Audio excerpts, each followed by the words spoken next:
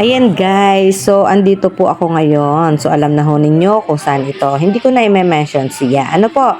Okay, so ito na naman po yung pinaplano na naman natin. Kasi na-miss ko talaga ito. Ewan ko ba bakit dito ako sarap na sarap sa ginagawa ko.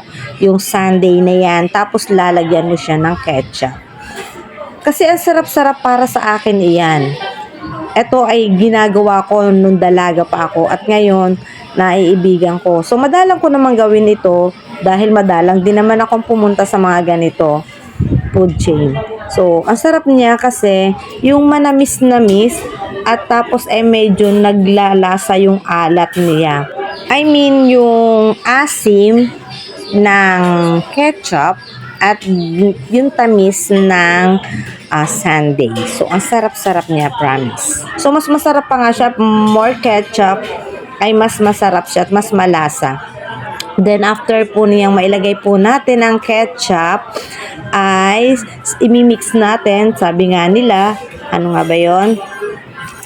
Sabi nga nila, mekos-mekos nga lamang daw po. Ayan. So, mas masarap siya pagka talaga mas madaming ketchup siya.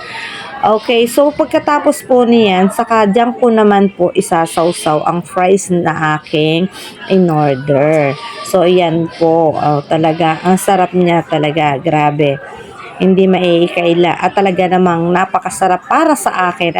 So kung gusto po ninyo, testing nyo po, try nyo din po yung ginagawa ko ng malasahan po ninyo kung anong lasa ba talaga ng aking ginagawa.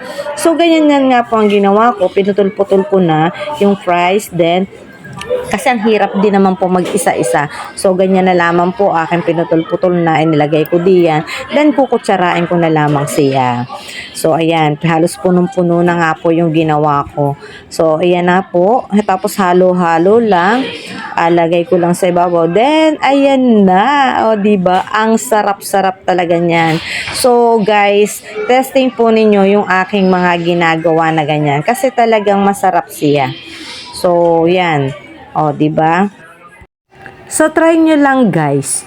Then, pagka na-try nyo, video nyo din, itag nyo po ako. So, para makita ko yung reaction po ninyo kung nasarapan po ba kayo o naadwa kayo sa sa inyong kinain kasi hindi ninyo kineri yung aking ginagawa.